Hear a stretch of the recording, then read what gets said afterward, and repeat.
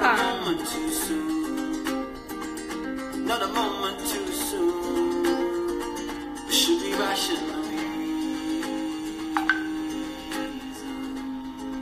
Eita, entramos.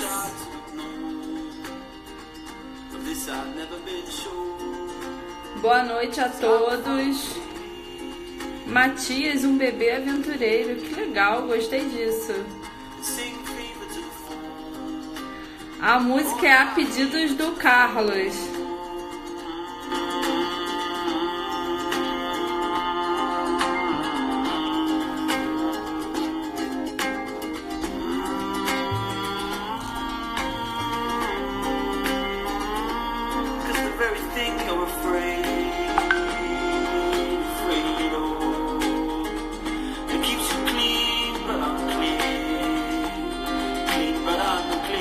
Oi, Guilherme. Deixa eu abaixar aqui.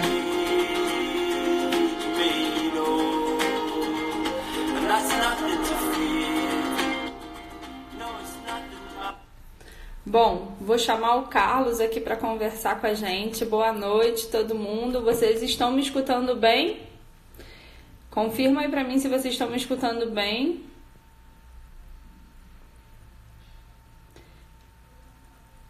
Opa! Deixa eu ver aqui como é que eu faço para chamar o Carlos. Vamos lá.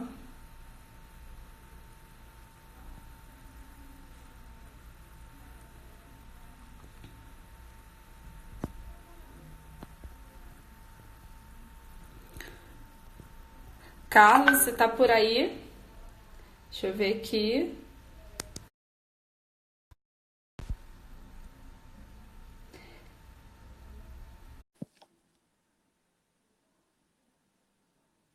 Vai entrar, tá conectando.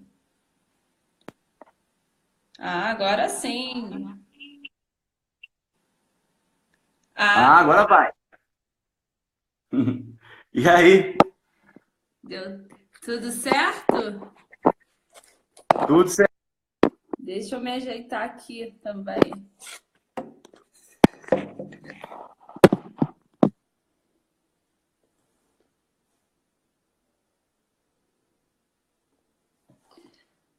Carlos, você tá travado para mim.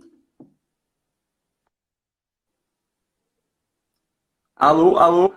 Agora voltou, tava travado. Tá me escutando legal? Tô escutando bem, deixa eu aumentar o volume meu aqui, peraí. Aí, agora acho que vai.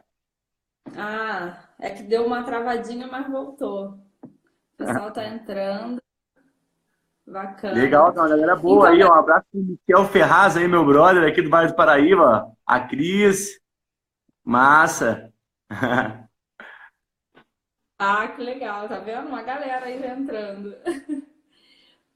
Então, eu vou me apresentar rapidamente e já vou pedir para o Carlos se apresentar para a gente começar com esse bate-papo aí, papo de montanha, que a gente começou na segunda-feira com a live. O Carlos é meu segundo convidado. Ó, que honra. Então, vamos lá. Eu sou Jéssica Marinho, aqui da Sua Aventura, e estamos aí no Esquenta para o segundo congresso online de trekking do Gear Tips. E o Carlos vai ser um dos nossos palestrantes no congresso lá, falando sobre alta montanha. E hoje eu resolvi chamá-lo para a gente bater o papo de falar sobre as experiências dele na alta montanha e também como ele começou, né? Então o tema é Minha Primeira Alta Montanha. Carlos, agora eu vou pedir para você se apresentar aí para o pessoal.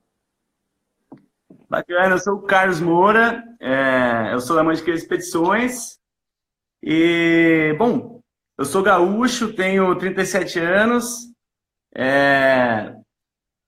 me iniciei no montanhismo aqui no Brasil há 12 anos, foi em 2007. Eu sou formado em meteorologia, né? Me formei em Pelotas, no Rio Grande do Sul, em meteorologia, e fui fazer o mestrado em Viçosa, em Minas Gerais. Foi a primeira vez que eu saí para morar fora do Rio Grande do Sul. E eu já estava no final do meu mestrado quando um amigo meu de lá do curso de biologia, do mestrado de biologia, me convidou para ir para o Pico da Bandeira. eu nunca tinha ouvido falar em montanhismo e tal. Eu sempre fui criado no interior, né? Então, sempre tive muito contato com o mato e tal, com cachoeira, com natureza.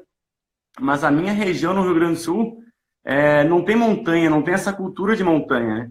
Então, nunca tinha ouvido falar de montanha e tal. Então, na época, eu me lembro, foi em 2007, eu dei uma rápida estudada sobre o Pico da Bandeira, né? O terceiro maior do Brasil. E ele me avisou, ó, faz frio lá, então vai ter que levar um isolante térmico. Eu nem fazia ideia que era um isolante térmico, né? Vai ter que comprar um isolante térmico. Aí eu comprei uma barraca, eu fiquei super empolgado, assim. Já logo comprei uma barraca, me lembro até a barraca que eu comprei foi uma Cota 2 da Trilhas e Rumos. Comprei uma cargueira também, uma cargueira da Trilhas e Rumos também. Fui buscando, assim, equipamentos de bom custo-benefício, né? E me lembro, sabe, que eu nem comprei, levei logo um cobertor que eu tinha e fui. E fui para montanha. A gente alugou uma van e tal e fomos. E como acontece com a maioria das pessoas que eu conheço e que vêm fazer montanhismo comigo, eu me apaixonei já de cara, assim, né, de primeira, né? Porque aquela história de tu colocar uma mochila cargueira nas costas. Na verdade, não. No Pico da Bandeira eu nem carreguei mochila cargueira. Foi mais a questão de acordar de madrugada para ver o nascer do sol, né? E aí eu me lembro que eu fiquei apaixonado. Eu comprei uma máquina fotográfica também. Foi uma Olympus, me lembro na época. E então foi puta frio de madrugada. E lá no Pico da Bandeira é muito frio, né? Mais de 2.800 e tal, e a gente subiu aí com as roupas totalmente desapropriadas também, né? Como é normal quem está iniciando, né, no montanhismo, né? Vai com a roupa que tem, né? Vai com a roupa que tem. E aí eu passei aquela friaca e tal, e aí o sol nasceu, assim, e foi maravilhoso, aquele nascer de sol incrível, assim. E aí com aquela maquininha que eu tinha, eu tirei altas fotos e tal, e... E depois na descida a gente ainda fez o Pico do Cristal, que é uma montanha importante também a nível nacional, acho que é o sexto maior do Brasil. E ali a gente deu uma escalaminhada, tal. Eu lembro que eu passei um medo para escalaminhar e tal, especialmente para descer. E aí eu fui me apaixonei assim imediatamente. Me apaixonei imediatamente.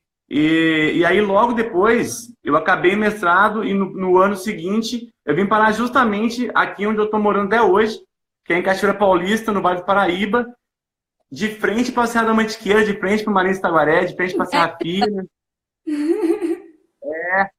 E daqui de onde eu moro, eu tenho visual todo dia, eu vejo eles, Marins Taguaré, Serra Fina e o Planalto do Itatiaia. Todo dia eu consigo ver o Agulhas Negras Prateleiras, o Morro do Couto, a Serra Fina inteira e o Marins Taguaré. E, bom, e aí... Que bacana, muito bacana. E aí comecei assim no montanhismo. Eu vou te deixar também com um pouquinho de inveja, porque você olha para a Serra da Mantiqueira, eu olho para a Serra dos Órgãos todos os dias de manhã, olho o dedo de Deus. Ah, legal, tu mora onde? Eu moro em Teresópolis. Ah, tu mora em Teresópolis, legal, hein? Pô, incrível, hein? Berço do montanhismo também, né? Nacional.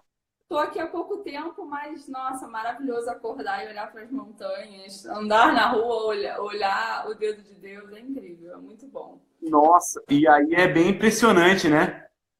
As montanhas estão muito próximas, né? Elas são imponentes, assim. É lindo aí.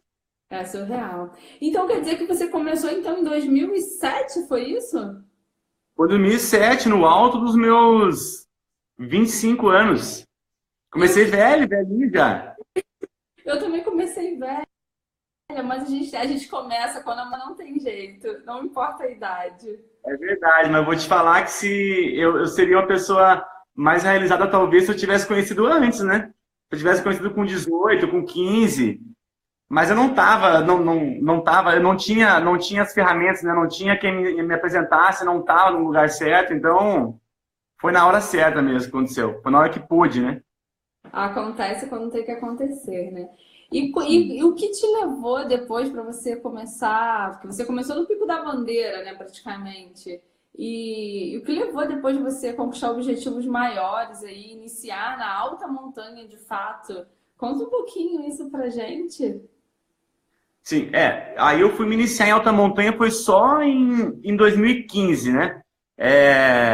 Ainda só voltando um pouco, só para situar a galera, então eu cheguei aqui em Cachoeira Paulista e eu dei de cara com o Marins Taguaré.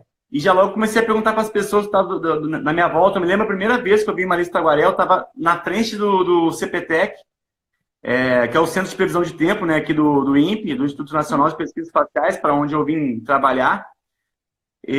Na época, né? E eu comecei a perguntar, pô, que montanhas são aquelas? Porque a Mantiqueira vem numa cota de 1.800, 1.700, 1.800 metros, e quando chega no Marins vai para 2.400, né? Então, uma puta montanha, assim. E eu falei, pô, que montanha é aquela? Dá para subir? Não dá? Já logo quis saber. E daí, o Pico dos Marins é muito conhecido aqui no Vale do Paraíba, né? É muito conhecido nacional, no meio do montanhismo, ele é bastante conhecido, mas aqui no Vale do Paraíba ele ficou muito conhecido por conta daquele caso do escoteiro que desapareceu na década de 80. Tem um escoteiro que apareceu aqui, então naquela época apareceu muito na televisão e tal, então todo mundo conhece o Pico dos Marins. Mas a montanha do lado, que é o Itaguaré, ninguém conhece. E os locais, né? Então a pessoa me falou assim, pô, aquela é o Pico dos Marins. Aí eu já logo subi, para onde eu trabalhava, comecei a procurar sobre o Pico dos Marins, já vi que tinha uma travessia Marins-Taguaré. Eu falei, vou fazer essa.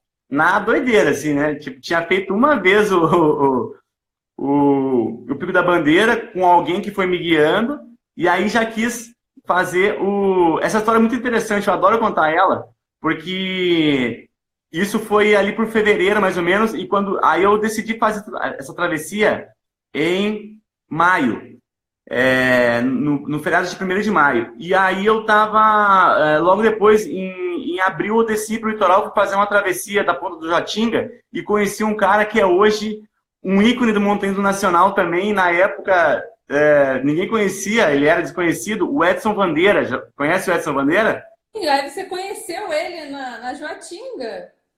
Eu conheci ele em 2007, cara. Caramba. Lá na Ponta do Jatinga. Foi muito louco. Aí a gente se conheceu assim e bateu na hora, assim, tanto que nós somos grandes amigos hoje, né? E aí a gente conversou meia hora, assim, eu falei pra ele, ó, tô indo aqui fazer a travessia do Pico dos Marins, do Marins Taguaré, e tá convidado. E ele nunca tinha colocado os pés na montanha também. Tem até umas fotos muito engraçadas, nós de calça jeans, camiseta de algodão, assim, muito engraçado, cara. E aí a gente fez a travessia Marins Taguaré, foi um puta perrengue. A gente pode ficar falando aqui, só desse evento, a gente pode ficar falando a live inteira aqui, porque foi uma coisa muito louca que aconteceu. Eu não vou nem... Deixa essa história pra lá. Mas, enfim, aí eu me apaixonei por um... Live Perrengues de Carlos Moura. Sim, pode ter. Foram vários já. Foram vários. E aí, cara, foi paixão, assim, naquele perrengue do desafio de colocar a mochila cargueira nas costas, né? De se orientar, né, na montanha. E foi um mundo novo que se abriu para mim, né? Então, eu me apaixonei. Então, a partir daquele ano de 2008, eu comecei a fazer intensamente. E eu tinha uma escala de trabalho no INPE que me favorecia muito. Eu trabalhava 6 dias e folgava 4, folgava 2 dias durante a semana. Então, eu podia ir muito para a montanha, assim. Então, foram anos intensos de muito trekking. Aí, conheci toda a Mantiqueira, que fiz mais Taguaré, Serra Fina, tal, Planalto Tatiaia. E ia várias vezes por ano para lá, ia sozinho, pegava motinho, ia sozinho para fotografar flor, para fazer qualquer coisa lá para cima, com os amigos, com Edson Bandeira mesmo, voltei várias vezes. Mas foi em 2011, que eu estava descendo tinha ido no Itatiaia com um amigo meu, com o Rogério, e estava descendo o Morro do Couto, descendo ali, caminhando o Morro do Couto, e pensei, cara, eu preciso mostrar isso para mais pessoas. É muito louco isso, né? Porque eu comecei a me apaixonar pelos ensinamentos da montanha, né? Coisas que passavam desapercebidas por mim aqui no dia a dia. Eu comecei a dar muito valor depois que eu comecei para a montanha. E eu me arrepio até hoje em falar. Porque a questão da gente ter um teto para dormir, a gente ter uma caminha bem quentinha para dormir todo dia, um prato de comida, água à vontade para beber, né? Um banho quente, né? Que a gente toma a hora que a gente quiser. Então, isso passa desapercebido pela gente no dia a dia, mas na verdade a gente tem que agradecer toda hora por isso. E a montanha me ensinou muito isso, porque eu colocava ali a minha casa nas costas inteira e com a minha comida e a minha água racionada, e é o que a gente faz até hoje, né? Que o montanhista, a gente faz isso, né? A gente coloca a casa inteira da gente nas costas, com comida e água racionada, e vai, né? Planeja, estuda. Já falaram aí nos comentários que você faz um macarrão maravilhoso. Ó. Verdade, verdade. A galera gosta. A galera gosta. Ó, um abraço pro Rafa aí, ó. E aí, ô, Jéssica, foi muito louco, cara. Aí eu comecei a organizar uns eventos com as montanhas aqui perto do Altar, Morro do Couto, que são montanhas fáceis aqui do PNI, pra galera do INPE. Então comecei a lotar a van. Eu pegava uma van de 15 lugares, colocava 15 pessoas para dentro e ia. Até que eu tive um problema depois, em 2012, com uma menina que começou a subir o Morro do Couto. Não sei se tu já foi lá, tem uma escalaminhadinha no Morro do Couto. Sim. E uma escalaminhada, assim, relativamente simples, né? Mas para quem está começando pode ser assustador. E ela ficou com muito medo, assim, e meio que entrou em choque, assim, começou a tremer e tal, começou a suar. E na hora foi muito tranquilo, porque eu peguei na mão dela e falei, não, tá tranquilo, pode vir aqui e tal, né? Atravessei ela, coloquei ela pra cima, quando ela chegou lá no Couto, no Morro do Couto, lá em cima, ela, pô, vibrou, chorou de alegria e tal. Só que eu vi que eu precisava fazer alguma coisa assim, eu precisava saber como agir de maneira correta ao me deparar com a situação daquelas. Então, e aí logo depois também eu engravidei, e aí eu fiquei praticamente 1 ano e meio só fazendo coisa particular para mim mesmo, 1 ano, 2 anos mais ou menos, para mim, e não guiei mais pessoas. E logo depois que meu filho nasceu, 1 ano depois que ele nasceu, eu fiz um curso de primeiros socorros e áreas remotas, o WFR, e aí eu voltei com tudo na Mantiqueira Expedições. Aí eu comecei a me dedicar com toda a força e tal. Isso foi em 2015. 2015. Na verdade, foi no final da temporada de 2014. Foi em agosto, setembro de 2014. Eu fiz uns rolês ali. E aí eu já tinha o nome, né? Mantiqueira Expedições. A logo não era essa logo atual, mas eu já tinha dado início a um trabalho de formiguinha ali, de captar e-mails e tal, de pessoas interessadas em fazer e tudo mais. Foi um trabalho bem de formiguinha, assim. E hoje você trabalha na Serra da Mantiqueira e também viagens internacionais, que hoje você faz também com um grupo, né? Com a Mantex. Hoje eu faço. Mas até 2014 eu tinha ido uma vez para fora, eu tinha ido para Ushuaia. Eu tinha ficado 15 dias em Ushuaia lá, pirando lá em Ushuaia. Inclusive é um lugar que eu preciso levar pessoas para lá, cara, porque é incrível, muita coisa pra fazer lá. Não sei se você já foi para Ushuaia. Não fui, tô com viagem marcada no ano, mas... Pode colocar na lista que é incrível. É incrível porque foi um lugar também que foi povoado há pouco tempo também, então tem muita coisa que é inexplorada lá. Sambaquis, assim, que tu passa ao longo do canal de Beagle, assim, muitos sambaquis, assim, que ninguém dá bola, mas tá lá os sambaquis dos povos que viviam lá até pouco tempo, até 1880, 1890, bem louco. Mas aí, cara, foi justamente nesse curso que eu fiz no WFR, aí no Rio, que eu fiz com o Átila. Fiquei 9 dias aí fazendo o curso de primeiros socorros, aí me deu uma puta base de primeiros socorros, é um curso com reconhecimento internacional, né? Bem bacana esse curso. E aí eu conheci um outro maluco lá, que nem eu, que chama João Bloiter. Tá morando até em Fernando de Noronha, esse cara. Que delícia! Aí eu conheci ele lá, e aí, claro, né, eu já estava no montanhismo, já estava começando a ler sobre alta montanha e tal.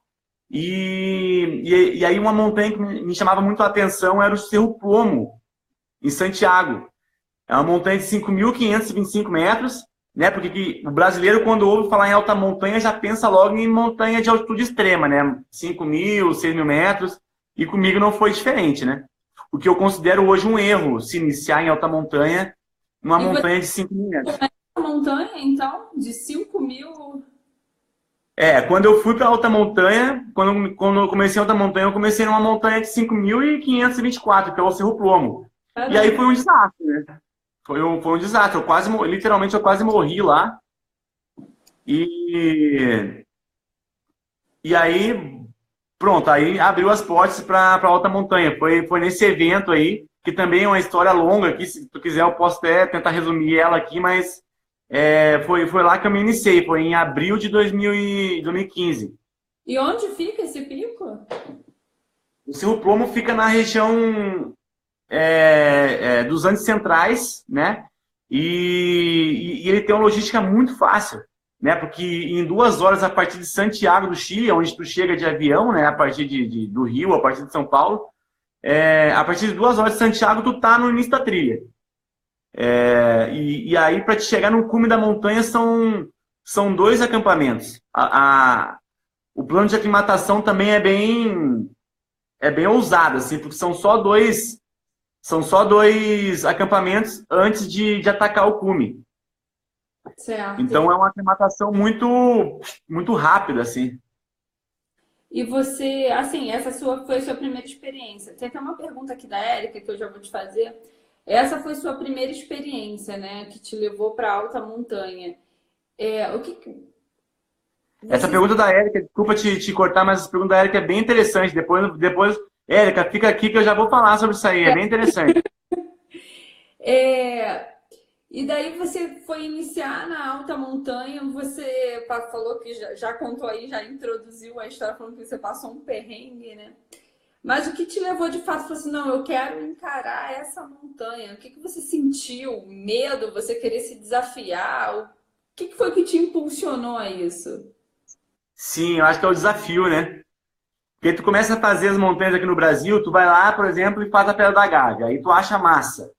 Aí tu vai, pô, eu quero subir a Pedra do Sino. Aí tu vai a Pedra do Sino, sobe a Pedra do Sino. Aí tu vai, pô, mas tem a travessia, eu quero fazer a travessia, são 3 dias. Aí tu vai lá e faz a travessia. Aí tu começa a querer se desafiar, né? E o bacana do montanhismo é isso, né? Que não é uma competição externa, né? A competição é contigo mesmo, né?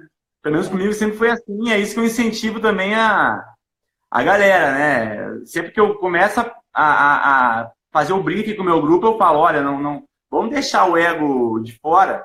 E se tem um amigo que está caminhando mais rápido que tu não precisa sair correndo para querer alcançar ele, entendeu? Tu tem que fazer o teu melhor para te conseguir evoluir a partir de ti mesmo, e não olhar para... É claro que se tiver uma pessoa, né, um ícone que tu quer seguir, isso é bacana. Mas não querer competir, né? Eu não acho, eu não curto essa história de competição. Inclusive foi uma dos motivos que me fez querer sair do meu trabalho, da minha formação acadêmica, que era muita competição, era muito, quem tem mais artigo científico publicado, quem é mais isso, quem é mais aquilo, e eu odiava isso. E no montanhismo é uma coisa mais interna, né? E então, sem dúvida nenhuma, respondendo a tua pergunta, para mim foi a questão do desafio, né? Querer subir mais alto, querer fazer um esforço maior para chegar no cume, né? Só que eu dei É, um passo maior que a perna, né? porque para a pessoa que começa a praticar a montanha, vai direto para o Pico da Bandeira, para o terceiro ponto mais alto do Brasil, não seria diferente quando vai para alta montanha, né? Tem que pegar um desafio bem difícil, né, Carlos? Sim, sim, exatamente. Mas é Deixa eu... falta de informação, né, Jéssica? É, Eu acho que é muito falta de informação. Hoje em dia eu acho que está um pouco mais fácil ainda, que se a pessoa procurar na internet, ela acha, né? Agora vai sair aí a palestra, né, com o passo a passo para quem quer se iniciar no mundo na alta de montanha. altitude extrema. Mas o que acontece? Eu acho que como ficou muito comercial a parada, a galera as agências, né? Focam Uhum. muito no tipo, pô, o cara tem dinheiro para pagar, eu vou levar ele, mas não é bem assim. Não é nada assim que funciona, né, na realidade. Não é nada assim. Esse é até o principal motivo da gente estar organizando os congressos, né, de trekking, teve o de trail running também, que é justamente levar a informação, né, pegar as pessoas especializadas em assuntos como você, como o Eliseu Frechot, como outros especialistas que são palestrantes no congresso para trazer informação de qualidade para as pessoas, porque hoje a internet facilita, né, a gente buscar informação. mas informação de tudo quanto que é tipo, de tudo quanto que é jeito e sem filtro nenhum, né? Então a gente busca trazer aí grandes profissionais para estar falando com a gente. E vamos nessa pergunta da Érica aqui, que é uma pergunta bem polêmica, que a partir de quantos metros pode se considerar uma alta montanha? Então, é uma pergunta bem interessante e, cara, eu corri atrás, eu corri muito atrás dessa informação e a verdade absoluta é que não existe uma altura X para ser considerada alta montanha. E essa altitude, essa altitude com relação ao nível do mar, né? A altitude é com relação ao nível do mar. Então, qual é a altura da montanha desde o nível do mar até o cume dela, né? Então, essa é a altitude. Não existe uma altitude padrão, né? Porque ela vai depender da latitude. Né? Ou seja, uma montanha na linha do Equador, por exemplo, ela vai ser considerada alta montanha acima dos 4.500 metros aproximadamente. Ao passo que montanhas ao sul de 30 graus sul, por exemplo, lá na altura de Ushuaia, por exemplo, ou na própria Antártida, montanhas de 1.500 metros, 1.600 metros já são consideradas alta montanha.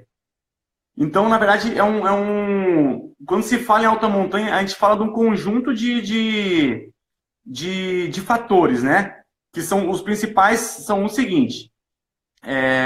O ambiente de alta montanha é um ambiente montanhoso, onde as questões climáticas são extremas, né? Então, é muito frio, muito, muito frio, venta muito, né? É muito seco também, e a incidência de radiação solar é muito alta, né? A capa de atmosfera é menor nesses ambientes, então a incidência de radiação solar é muito alta.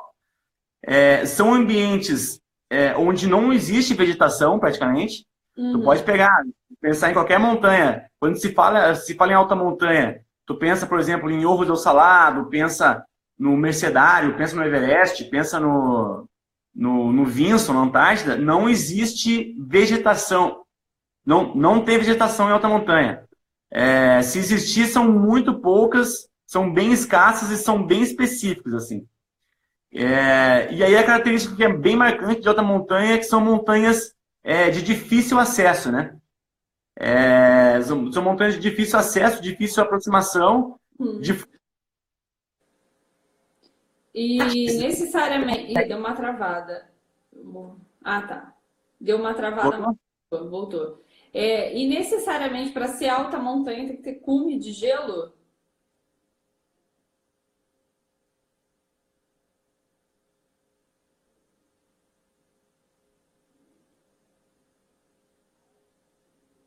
Bom, deu uma travada aqui para mim. Travou para mim aqui, ó, Jéssica. Agora voltou. Agora eu tô te escutando bem. A tua pergunta foi se nos cumes devia ter gelo, certo? Sim. Não precisa ser uma montanha repleta de gelo, sabe? Sim. Por exemplo, as montanhas, por exemplo, da Puna do Atacama, onde está o Morro do Salado, que é a segunda maior montanha das Américas. Inclusive, hoje faz 1 ano que eu estive no cume do Orros. Estamos comemorando aqui. Sim, sim. No Orros mesmo, no cume, tem só uns bloquinhos de gelo bem pequenininho e tal. E essa região ali do Morro do Salado, que é a Puna do Atacama, é conhecido como Ruta de los 6.000. São mais de 30 montanhas de 6.000, né? É o sul do altiplano boliviano, então já é uma região de altitude média bem elevada, né? Entre 3.000 e 4.000 metros. Então, é abundante o número de montanhas de 6.000.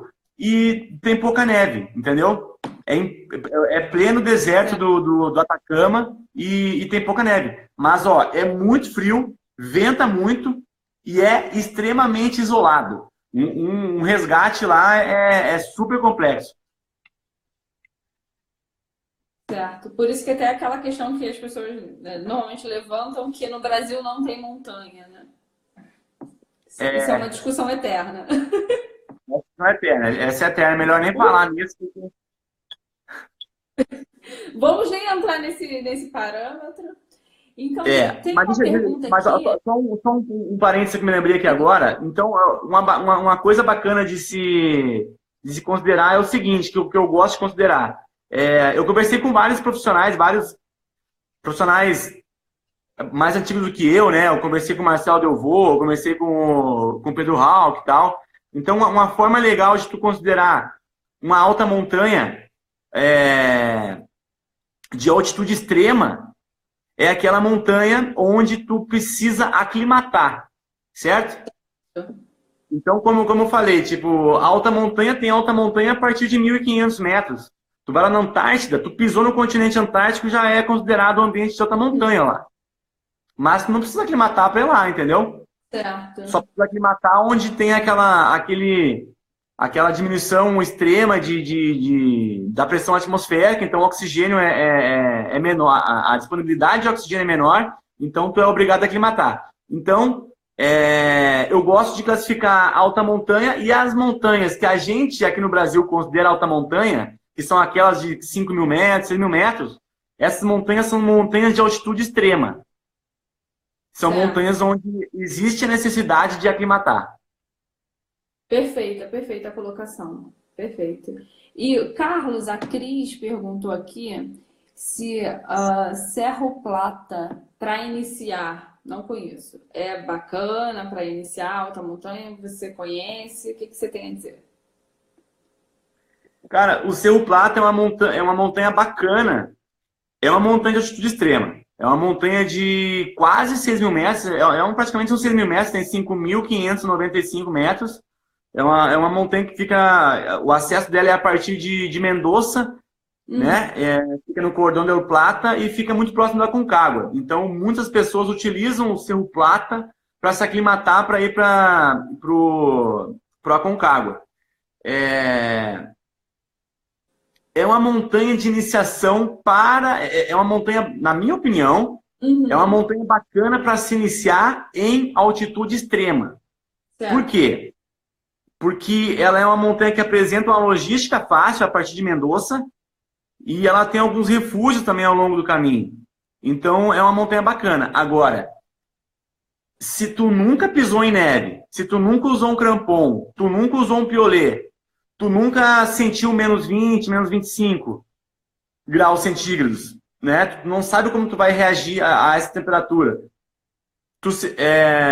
E tu não sabe especialmente, se tu não sabe como o teu corpo reage Ah, à hipóxia, né? Que é a falta de oxigênio. Eu não acho, não considero uma montanha bacana de se iniciar. Não considero. Eu acho mais legal de se iniciar em montanhas, em trekking de altitude, trekking do Peru, por exemplo, trekking em Santa Cruz, né, o trekking em Rayoache, as montanhas do sul do Chile, onde eu tenho iniciado pessoas em ambiente de alta montanha lá, essas são legais para iniciar. para quem quer dar o primeiro passo, então, na alta montanha é bacana, bacana. E você, É. e você tem curso também de iniciação em alta montanha para levar o pessoal? Como é que você faz isso hoje? Então, o que aconteceu? Depois de 2015, eu comecei a ir exaustivamente para alta montanha para reconhecer montanhas para tentar levar os meus clientes, né? Só que o que Sim. acontecia? Que acontecia? Eu pegava e ia logo a montanha de 5.000, 6.000 metros, 5.000, 6.000 metros, e eu chegava lá arregaçado. Eu voltava para casa arregaçado. E eu pensava, como que eu vou levar cliente para lá se eu mal consigo chegar nos cumes e mal consigo voltar para casa com vida, entendeu? É. Basicamente isso. Eu pensava isso, pô, como é que eu vou levar a gente para lá? E aí eu comecei a mudar um pouco o foco. Foi esse ano, cara. Foi esse ano. Foi em fevereiro desse ano que eu falei o seguinte, pô, deixa eu pegar e descer um pouco mais nos Andes, deixa eu ir um pouco mais para o sul e pegar montanhas de 3.700, 4.000 metros para ver se é bacana também. E eu vi que era incrível, entendeu? Que era puta divertido, só que eu não pegava a questão da hipóxia, né? Eu não pegava o mal de altura, né? Mal de altura é aqueles sintomas, aquele conjunto de sintomas que a gente sente quando a gente começa a subir ali acima dos 3.500 metros, dos 4.000 metros, né? Que a gente começa a sentir ali a falta de oxigênio causa dor de cabeça, o primeiro sintoma, depois vem náuseas, né? Falta de apetite, insônia. E num grau extremo do mau agudo de montanha pode inclusive levar à morte, né? Que é o edema pulmonar e o edema cerebral. Então eu vi que era muito mais legal a pessoa se iniciar em montanhas de 3.500 metros, onde ela ia pegar aquela temperatura extrema de menos 20, menos 25, ela ia aprender a utilizar o crampon, aprender a utilizar o piolê e aprender de equipamentos, e aprender de neve, de gelo, sem sentir os efeitos de altitude, entendeu? Certo, perfeito. Para ela não chegar lá depois, porque, cara, é um outro mundo. Alta montanha é totalmente diferente do montanhismo que a gente conhece no Brasil, né? Nossa, imagino, posso imaginar. Posso É imaginar. outra história, né?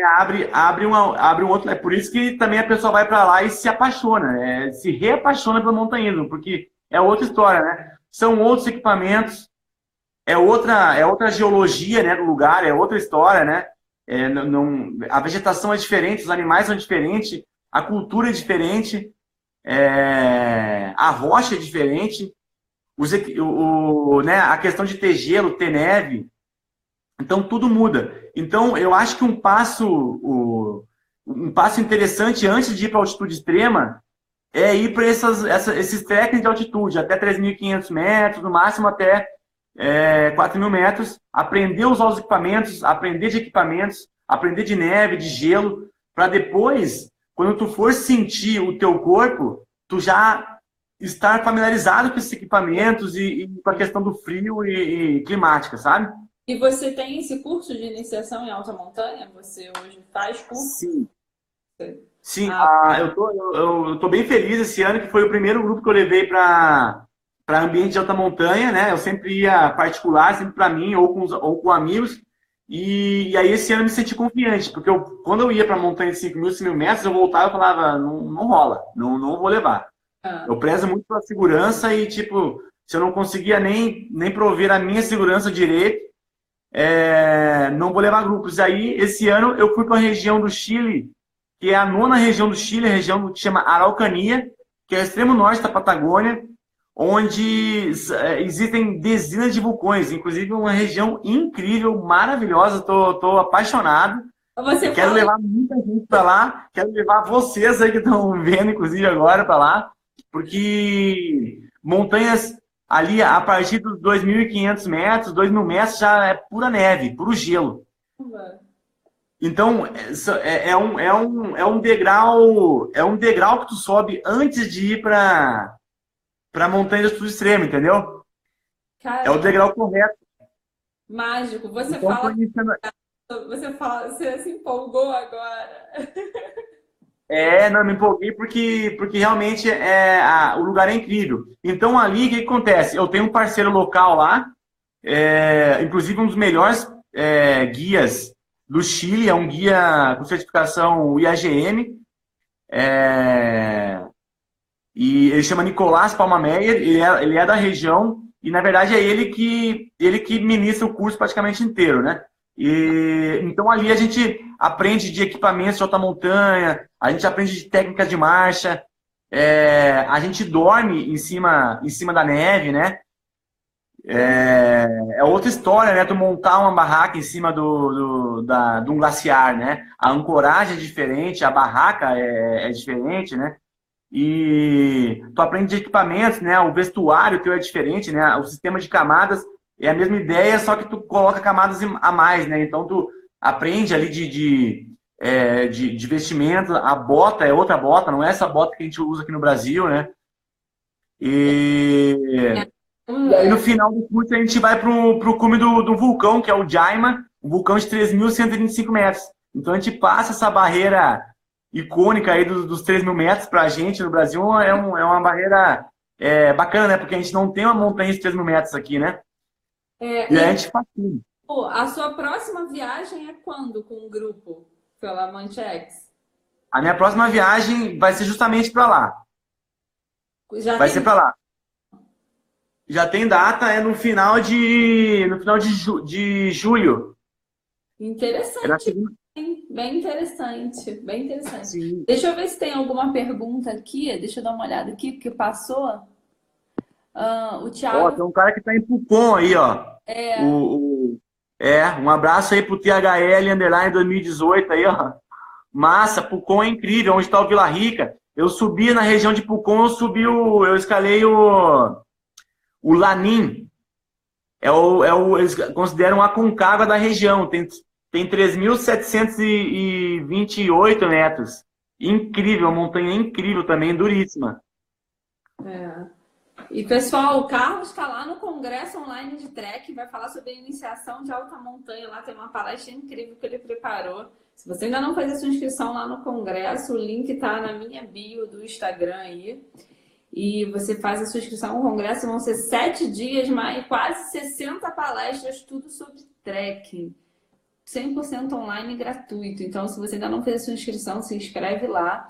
E calma aí, onde posso fazer um curso para entender de equipamentos para trilhas e procedimentos? Primeiro passo, se inscreve lá no Congresso de Trekking, que já vai ser um bom adianto para você.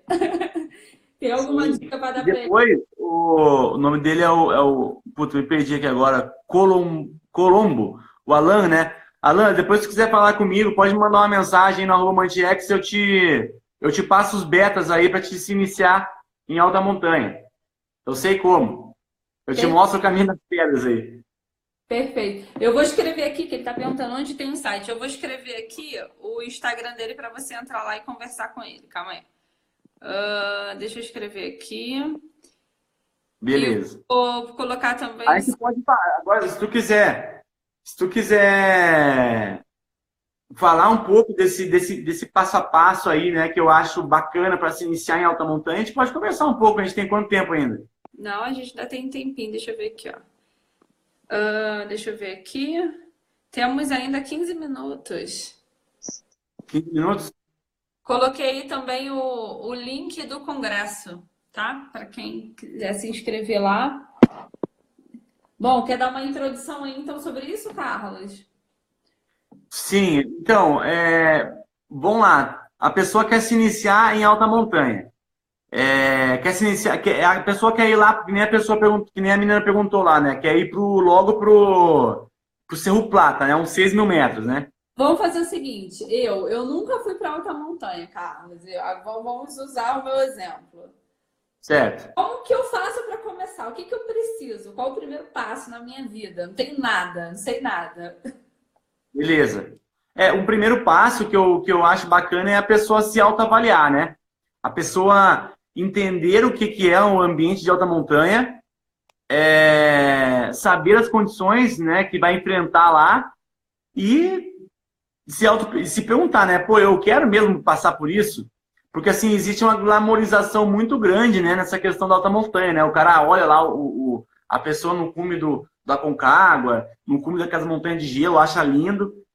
E realmente, é muito bonito as fotos, mas, porra, cara, não tem nada de glamouroso, é puro perrengue, né? Então, tu tem que saber que tu vai sofrer para ir para lá. Não existe montanhas de 5.000, 6.000 metros que seja fácil, entendeu? Todas as montanhas de 5.000, 6.000 metros são montanhas difíceis. Na verdade, tem umas montanhas na Bolívia e tal, tem algumas montanhas na Bolívia que tu chega a quase 5.000 metros de altitude de teleférico, né? Mas a gente não tá falando disso, né? A gente tá falando de botar uma... Não estou falando disso. Então, E é necessário ter o mínimo, né? Não o mínimo, né? É necessário ter um bom condicionamento físico, então, né? Para você sem dúvida. ir para alta montanha. Mesmo para quem Sem vai dúvida. iniciar na alta montanha, já é necessário ter um condicionamento físico bom. Depois de saber, então, o que tu vai encontrar por lá, né? Temperatura, vento, vai sofrer pra caramba.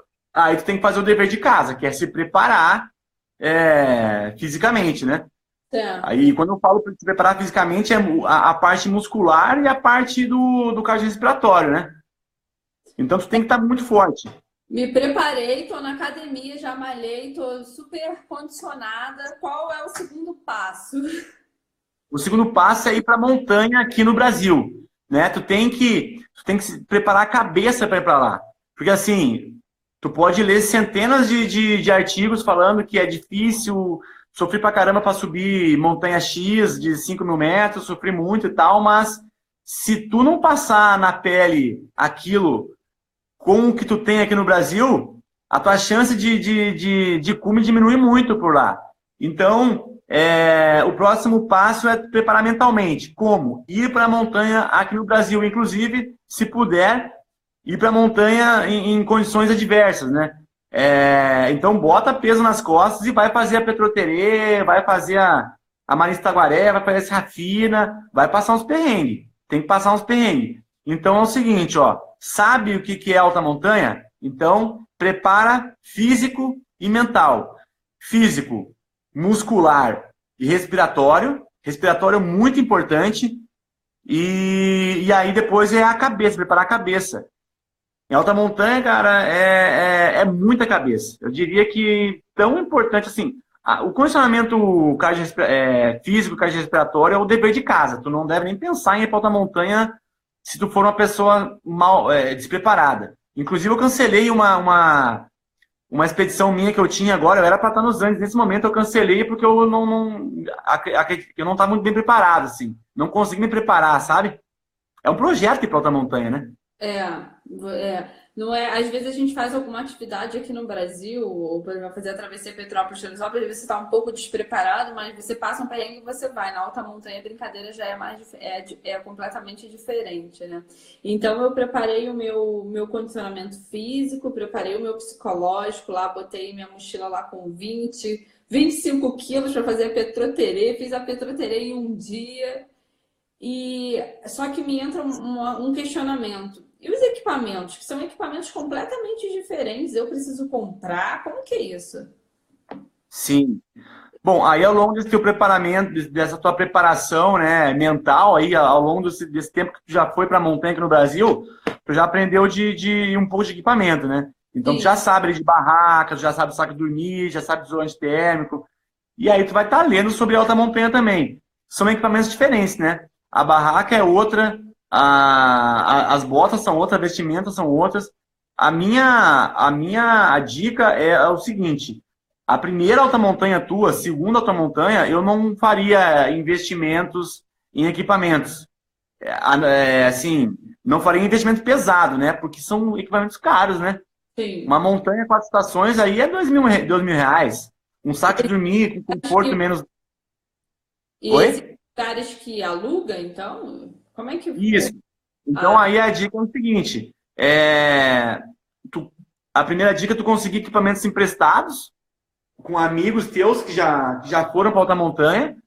E aí a outra opção é alugar. Depende do lugar, tem tipo, lugares que são bem clássicos, né? Mendoza, por exemplo. Mendoza tem um monte de loja para alugar equipamentos.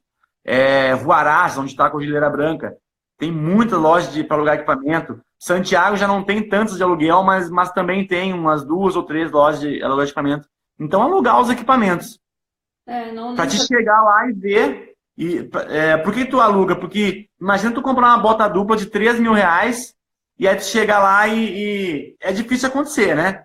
A gente que já é montanhista aqui no Brasil, a gente chega lá e não quer mais parar de ir para lá. Mas até para te colocar no pé uma bota e para te ter um parâmetro. Pô, eu botei aqui uma Coflac no pé, uma bota daquelas amarelas de plástico no pé. Pô, não gostei muito. Deixa eu experimentar uma mais esportiva, deixa eu experimentar uma da North Face, sabe? Ter parâmetros, né? Então aluga primeiro, pega emprestado, para depois começar a fazer os investimentos em equipamentos aos poucos. Porque até aqui no Brasil a gente já gasta uma grana com equipamento bom, que dirá equipamento de alta montanha. Porque o seu saco de dormir, quantos graus? Cara, o meu saco de dormir é conforto -10. Ó. Mas não é um saco apropriado, não. Eu vou na raça mesmo, né? E o aconselhável, então, seria menos quanto? Conforto? Então, que aí, tipo, não existe um saco que seja bom para todas as épocas e montanhas, entendeu? Por exemplo, Tu vai fazer um Cerro Plata invernal, por exemplo. Vai no inverno para o Cerro Plata. Tu vai pegar temperaturas de -30, -40. Então, tu vai precisar de um saco com conforto dessa temperatura. Um saco de -30, -35. Agora, se tu vai, por exemplo, lá pro Jaima, por exemplo, para essa montanha que eu tenho iniciado a galera, um saco de -10 tá de bom tamanho. Ah, Mas bacana. é um saco que aqui no Brasil a gente vai usar poucas vezes. Ou que nem usa, né? Porque onde você vai pegar menos de 10 graus aqui no Brasil, né? Ah, não, até usa, né? Mas é um período curto, né? Aqui na Mantiqueira usa, né? Na própria Serra dos Órgãos ali, tu pega uns frios aí de -5, -6. Pega ali, não. Então, Vai pro Pico da Bandeira, vai pra Serra Fina, né? Você pega e passa um frio danado. ué. Mas aí, Jéssica, eu acho que o próximo passo, depois de estar preparado, é escolher a montanha correta. E não fazer que nem eu fiz e que nem a galera da faz, que é logo querer ir para Concagua, entendeu? Eu vejo muita gente me pergunta, eu quero ir para Concagua. Daí eu falo, mas espera aí. Esse ano mesmo teve uma menina, eu estava na Serra Fina guiando e ela me mandou uma mensagem, tal, sei o quê. Eu quero ir para Concagua e tal, e eu queria ver. Daí eu falei, tá, mas peraí, tu quer ir para Concagua, mas vamos lá. Qual que é a tua experiência no montanhismo aqui no Brasil? Ela falou assim, nenhuma. Eu falei, pô, mas então a gente vai ter que conversar de outra coisa. A Concagua a gente vai ter que deixar lá para 2021, 2022, né? Primeiro tem que saber o que é montanhismo aqui no Brasil para ir para lá, né? Não quer, por exemplo, uma pessoa que nunca fez montanhismo querer encarar a Concagua não quer dizer que ela não vai fazer cume. Mas as chances dela fazer cume diminuem muito, entendeu? E aquela questão que eu sempre costumo falar, é tão bacana quando você pratica uma atividade que você está bem psicologicamente, fisicamente, que aquilo é tão agradável para você, do que às vezes você fazer uma atividade que você passa perrengue, que você passa mal, que você está ali se matando. Não é agradável para ninguém, né? Não, não é. Então, a gente vem aí com a preparação do condicionamento físico, com a preparação do psicológico, essa disponibilidade, essa opção de você alugar equipamentos, conhecer um pouco mais sobre os equipamentos e escolher a montanha, qual vai ser a sua primeira alta montanha, né? Então, temos aí os 4 primeiros passos iniciais, certo? Sim, certo. É isso. Aí Então, depois tu se iniciou em alta montanha, né? Tu já sabe que já conhece os equipamentos, já experimentou aquele frio lá de -20, -25, já acordou às 2 horas da manhã para pisar de crampon em cima do gelo, né? E já sabe o que é isso? Aí é hora aí, na minha opinião, isso aí não é unânime, né? Porque tu vai falar com outras pessoas aí, outros especialistas, com certeza cada um vai ter uma opinião, né? Essa é a minha. Depois que tu fez tudo isso, né? Aí tu vai escolher uma montanha de altitude extrema. E aí tem as montanhas bacanas de se iniciar, que é o Cerro Plata, uma ótima montanha para se iniciar, o Cerro Porro. passo, né? Depois de você ter passado por essa fase inicial, isso? Exatamente. É isso que eu acho. Ah, perfeito, perfeito. E o quinto passo é procurar o Carlos para poder iniciar na alta montanha com você. Se precisar, sim. É claro, eu estou falando isso, esse passo a passo, inclusive, da palestra, é para quem quer ir independente para alta montanha, né? Para quem quer ir independente e tal. Porque quando tu contrata uma agência para se iniciar, fica muito mais fácil, né? Porque daí a gente orienta quais são os equipamentos que precisa levar, né? Daí fica tudo mais fácil. É claro que a pessoa investe, né? Investe dinheiro, investe tempo, né? E o dinheiro nisso, né? E diminui os riscos dela. Mas é um investimento bem feito. Na realidade, economiza tempo, porque imagina a pessoa buscar essas informações todas sozinhas e ainda ter a possibilidade de passar o perrengue aí que a gente não quer que as pessoas passem, né? Então, às vezes, você contratar uma agência, um guia, uma operadora, para poder economizar o seu tempo e, consequentemente, você economiza dinheiro, porque perrengue também gasta dinheiro. Sim. São escolhas inteligentes, né? Mas aí. E o risco diminui também, né? Quando tu contrata um agente, o risco diminui, porque tu tem um especialista ali, né? Tu tem toda uma estrutura montada, pensada para aquilo, né? Então o teu risco diminui bastante, né? Com certeza, com certeza. O, o Alan perguntou se a bota de trilha marca Vento é boa. Eu uso Columbia aqui no Brasil. Eu- esse tipo de bota da Vento, por exemplo, é bacana para tu se aproximar, né? Para se Certo. aproximar, né? Até ali em se tratando de altitude extrema, vai ali até os 3.000 metros, até os 3.500 metros. A partir daí já é outro equipamento, já não Ah, é mais aquelas botas de trekking, né, que a gente usa. perfeito, perfeito. Então, Carlos, a gente tem 5 minutos, então a gente pode começar se despedindo. Foi maravilhoso ter receber você aqui, muito bom. Espero vocês que estão assistindo a gente aí, obrigada pela atenção de todo mundo. Espero encontrar vocês lá no congresso de 2 a 8 de dezembro. Aí vão ser cerca de 9 palestras por dia. Então tem muito conteúdo bom aí pra galera. E Carlos, mais uma vez, muito obrigada por estar aqui comigo, por estar aqui com a gente, prestar aí uma horinha do seu tempo para poder bater esse papo. Pô, legal, eu que agradeço, Jéssica, valeu. Valeu demais, todo sucesso aí, já é um sucesso, né? O congresso da Gear Tips aí com sua aventura já foi um sucesso primeiro. Todo É, sucesso aí nesse segundo. Espero poder participar nas outras edições também, que estou gostando. Foi difícil para mim gravar o vídeo, muito mais fácil aqui falar aqui no bate-papo, foi muito mais tranquilo, sossegado, mas dificuldade enorme em gravar o vídeo. Nossa, um suador. Mas eu sei. é bacana. Mas é costume, né? Daqui a pouco acostuma. Depois a gente pode marcar uma live até para poder falar sobre até o tema do primeiro congresso que você falou sobre o ShitTube. A gente pode trazer uma live aqui sobre esse assunto, que é um assunto muito polêmico e Pô, que com certeza, eu as topo. pessoas precisam aprender, se conscientizar sobre esse assunto. Mas a gente pode fazer sobre isso também. Vamos, vamos. Não sei se a gente consegue falar 1 hora sobre YouTube. Vai ser muito cocô para falar, mas, mas eu Consegue? topo sim, cara, porque é importante. Ainda tem gente que não entende direito a ideia e quanto mais a gente falar, mais vai criando a cultura, né? Com certeza, não, com certeza. A gente não, provavelmente a gente não consegue falar 1 hora, mas aí entra naquela ideia que eu comentei com você de que cada um aí tomando um chopp, uma cerveja em casa, aí o papo se alonga e a gente vai conversando aqui 1 hora sobre isso e sobre outros assuntos relacionados à montanha. E da próxima vez a gente também divulga com mais antecedência. A Ah, gente com pega certeza. pesado na A gente, divulgação. essa correria aí, mas tudo dá certo no final. Massa, Jéssica, valeu, viu? Valeu, Obrigadão mesmo.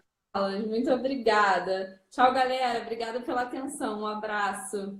Falou, galera. Aquele abraço. Tchau. Tchau, deixa eu encerrar aqui.